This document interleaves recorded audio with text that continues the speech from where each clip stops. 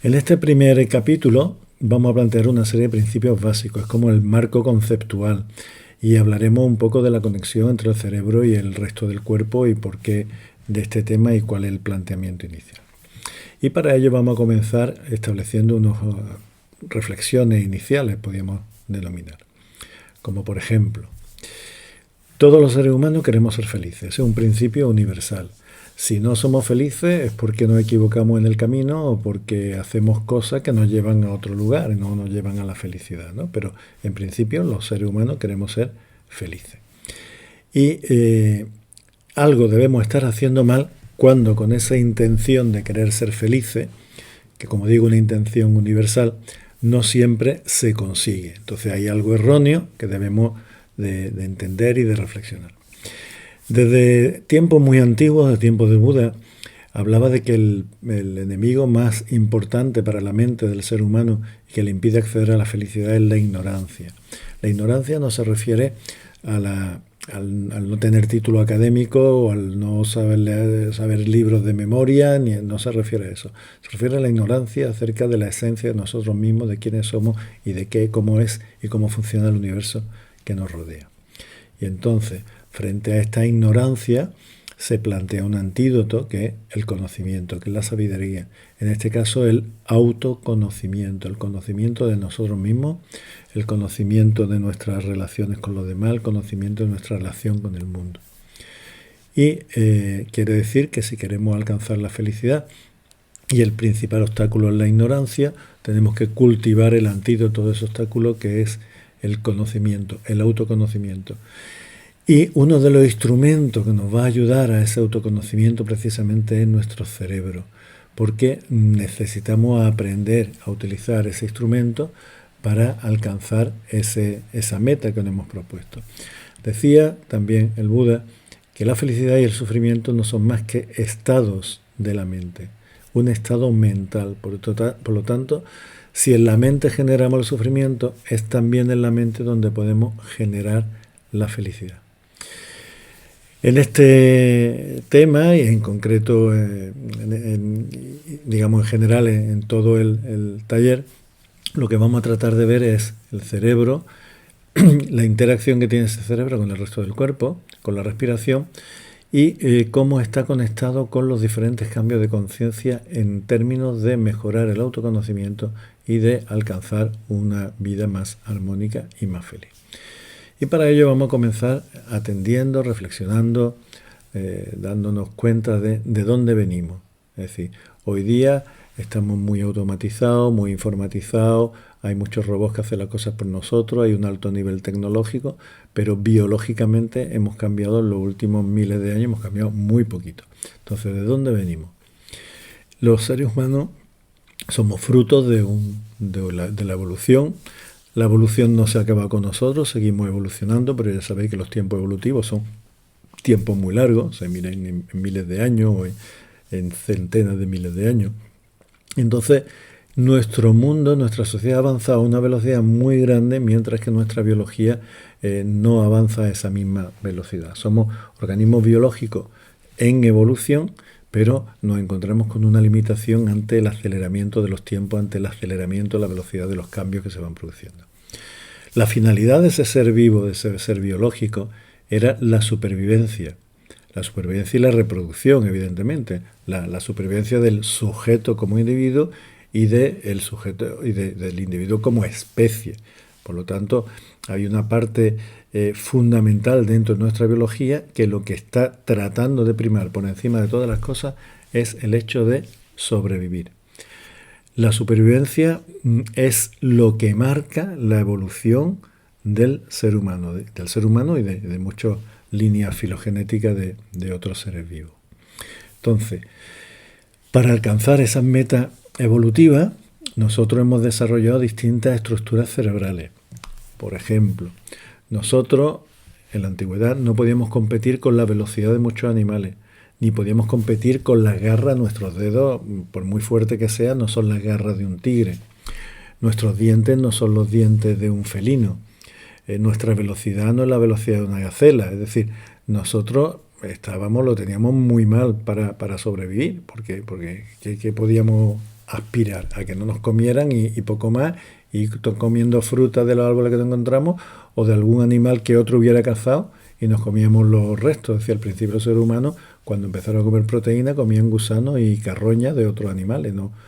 Hasta que no desarrollamos estructuras cerebrales capaces de hacer instrumentos que nos daban ventaja sobre el resto de los animales. Si podíamos hacer flechas, podíamos hacer lanzas y podíamos hacer hachas y podíamos hacer cosas de tal manera que un animal más rápido que nosotros podía ser abatido por una flecha a distancia, por una lanza, por una trampa en la que caía, etcétera, etcétera. Entonces, nuestra línea evolutiva no fue por la fuerza, no fue por la velocidad, no fue por el desarrollo de potentes mandíbulas o potentes garras, sino que fue más bien por el desarrollo de una inteligencia que nos permitiera sobrevivir con animales que eran más rápidos, más fuertes y más potentes que nosotros.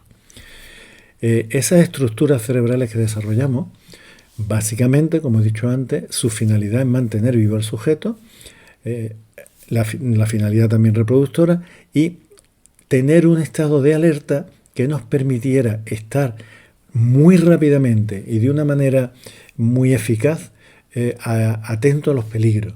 Es decir, si nosotros hubiéramos estado distraídos, no hubiéramos estado atentos a los peligros que nos podían acechar, no hubiéramos sido comidos por los depredadores que habían en ese tiempo. Entonces teníamos que tener un fino oído, teníamos que tener un olfato, teníamos que tener además una capacidad de razonar de por dónde venía el peligro y una respuesta, en este caso una respuesta estresora, que nos permitiese huir, camuflarnos o defendernos.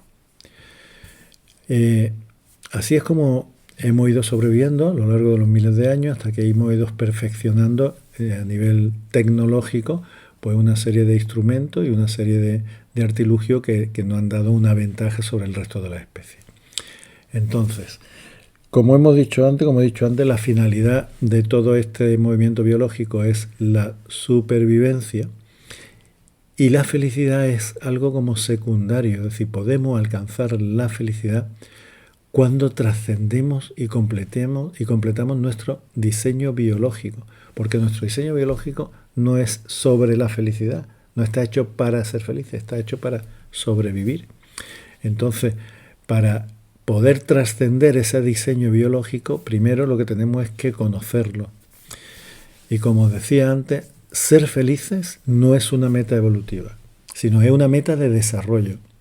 Es una meta de desarrollo que está en la pico de la pirámide de los seres humanos. Tenemos antes otras muchas metas, otras muchas necesidades que cubrir.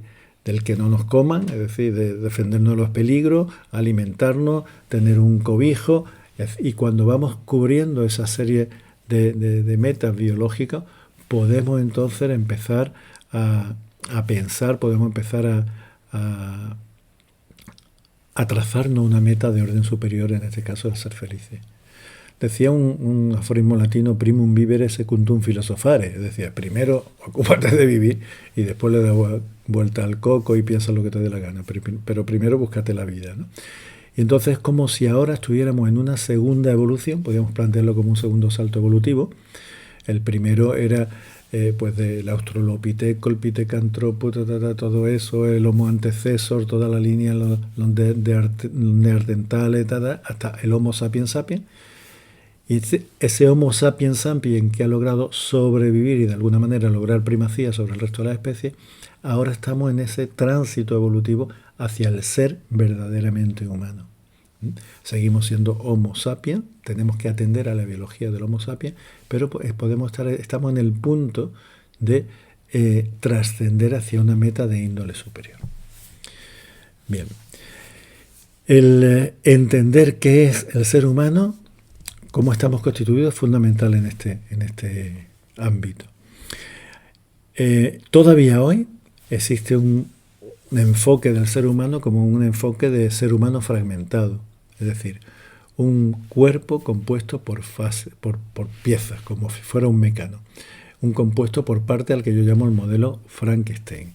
El modelo Frankenstein porque ya sabéis que el libro de Frankenstein, pues un cirujano pues cogía un hígado de un cadáver, una cabeza de otro cadáver, unos pulmones de otro cadáver, iba cosiéndolo todo y al final le daba un chispazo eléctrico y aparecía ese monstruo compuesto por partes, cada uno de un origen distinto. Incluso la corporalidad en tiempos platónicos ha sido considerada como un obstáculo para el desarrollo, ha sido considerada como la cárcel del alma. En tiempos más recientes, Descartes habló de que una cosa era la res cogitans, es decir, la cosa pensante, y otra cosa era la res extensa, es decir, el cuerpo, la corporalidad. El cuerpo iba por un lado, la mente iba por otro, y eso ha tenido una serie de consecuencias muy importantes en una visión mecanicista del ser humano, sobre todo en la medicina. Entonces, todavía hoy día, el siglo XXI, pues encontramos que hay médicos del cuerpo y médicos de la mente. Yo empecé a hacer la residencia de psiquiatría, estuve ahí un tiempo, y las cosas que a mí me chocaban muchísimo, yo tengo esa visión sistémica desde que soy jovencito, pero a mí me chocaba que el médico del cuerpo no se ocupaba nada de la mente y el médico de la mente no se ocupaba nada del cuerpo. Es decir, para una angina se llamaba un internista, porque eso era, como decían mis compañeros psiquiatras, patología somática, me parece una barbaridad. Pero bueno, esa visión la he vivido yo en el hospital, en plenos finales de última parte del siglo XX, ¿no? Los años 80. Los médicos del cuerpo se organizan y se especializan en los órganos, aparatos, sistemas, y las pruebas que miden solo la biología, y claro, muchas veces cuando la mente hace su jugada, pues resulta que las pruebas biológicas no coinciden, no somos capaces de interpretar o entender qué es lo que está pasando, ¿no? Y fijaos, cuando un médico del cuerpo no entiende qué está pasando, al paciente lo deriva al psiquiatra, ¿no? O sea, a él le importa un pimiento, porque como él es médico del cuerpo, que se ocupe el médico de la mente. Pero claro, el médico de la mente se ocupa de la mente, pero está olvidando del cuerpo. O sea, un verdadero disparate. Se pierde la visión, la perspectiva global, y se pierde lo que somos como conjunto, el ser humano como persona.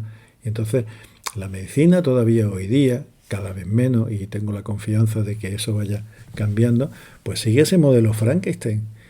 Uno va al especialista del hígado y el otro va al especialista del pulmón, pero los pulmones no van solo andando por las calles, los pulmones están pegados a una persona que tiene una vida y que tiene unos pensamientos, que tiene unas emociones y que le influye en su enfermedad, ¿no?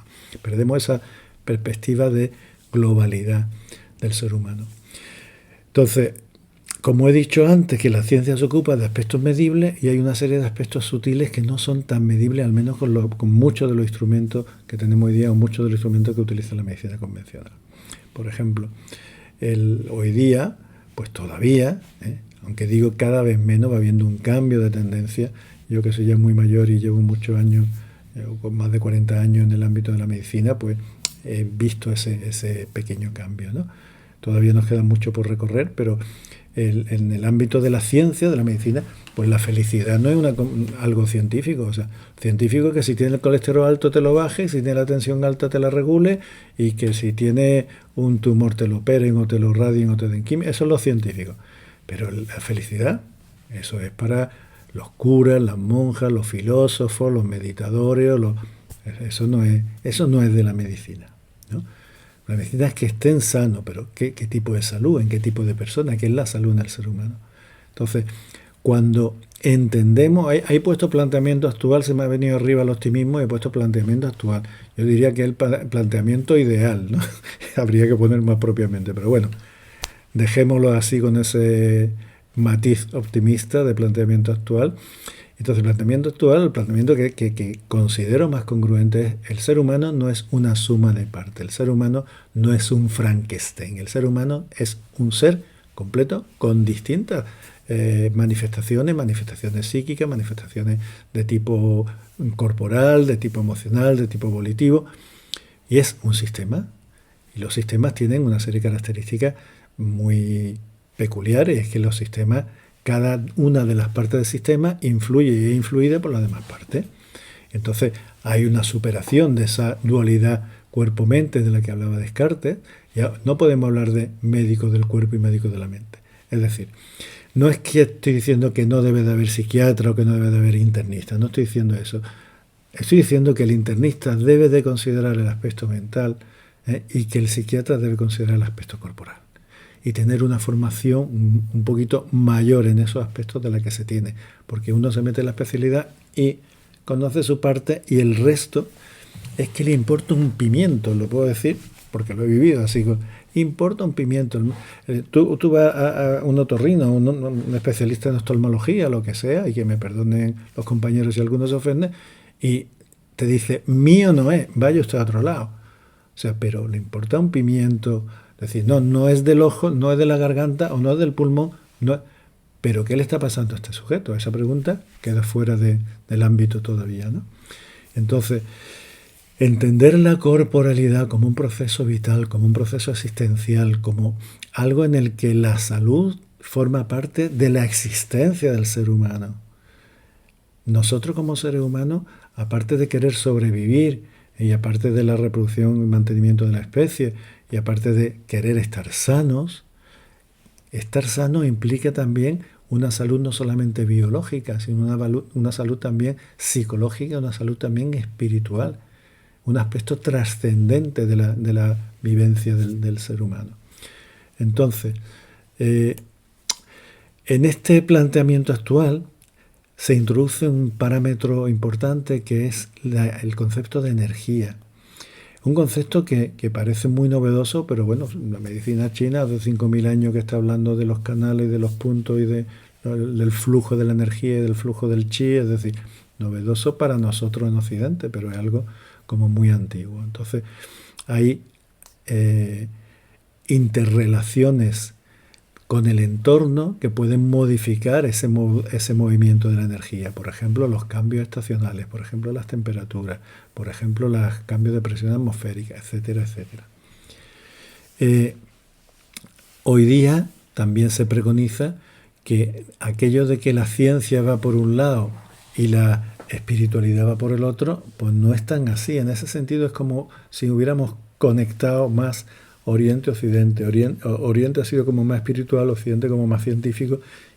Y hoy día es muy importante esa conexión, ese punto de unión entre la visión oriental del ser humano y de la salud con la visión occidental del ser humano y la salud. No son visiones contrapuestas ni alternativas, sino que son visiones total y absolutamente complementarias y que se necesitan una a otra.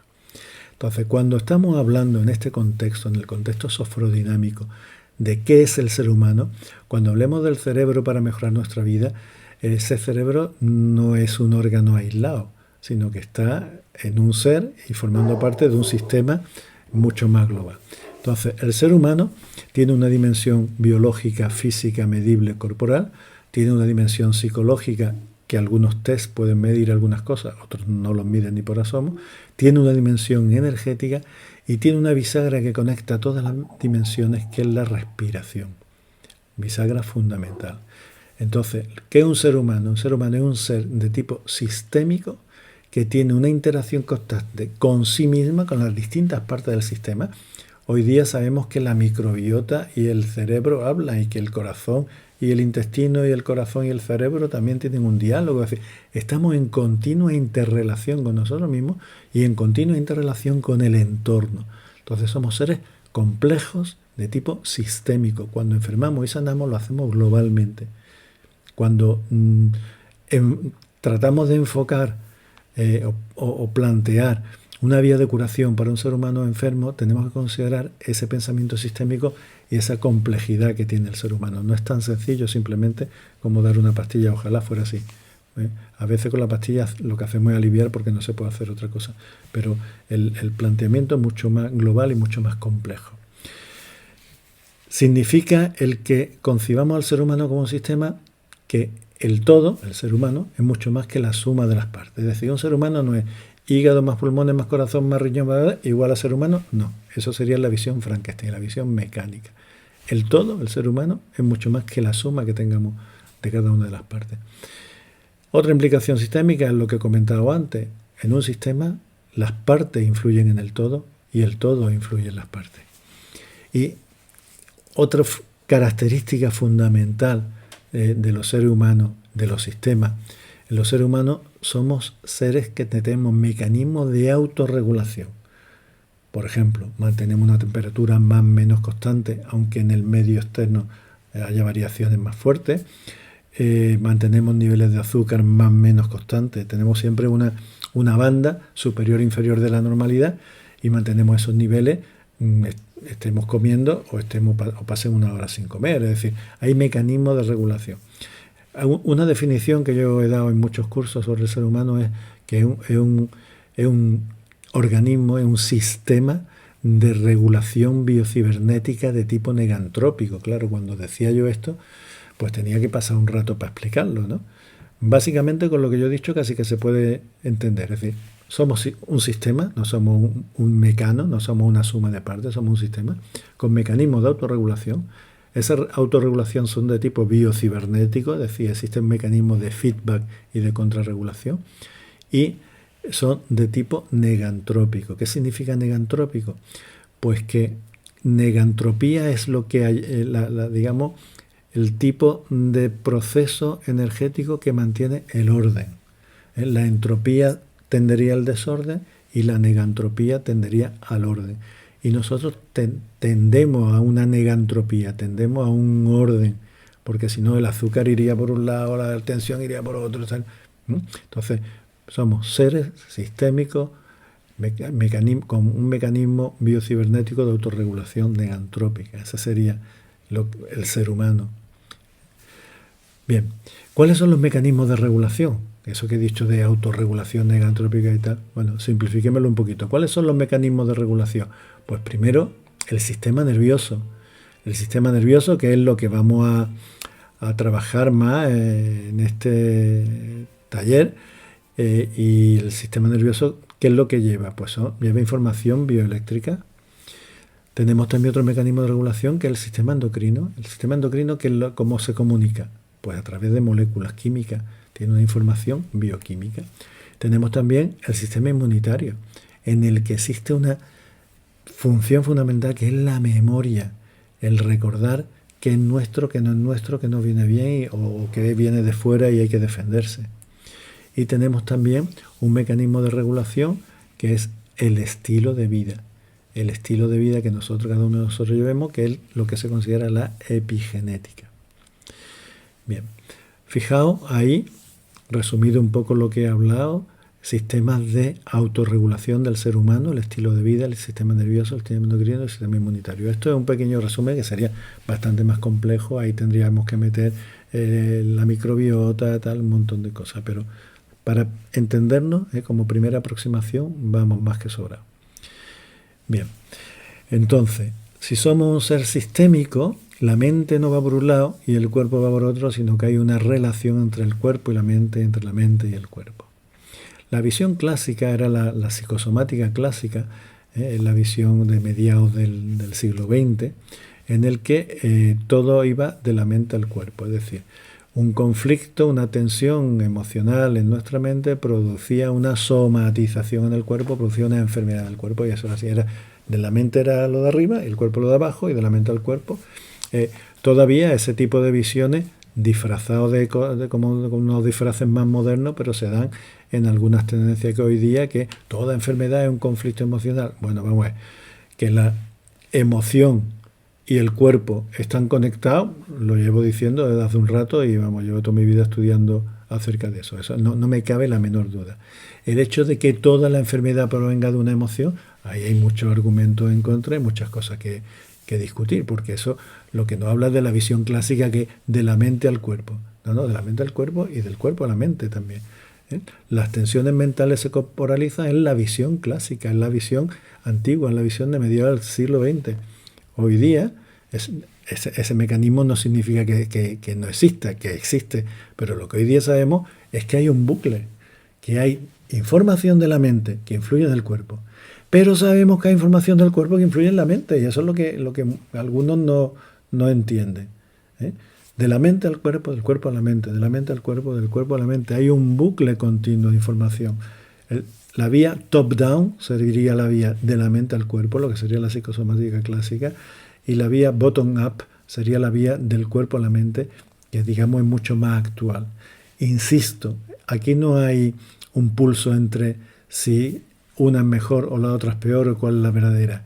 Es que en un círculo no hay un punto que sea el inicio, o sea, no es una línea donde está el punto A y el punto B y hay una dirección de A hacia B.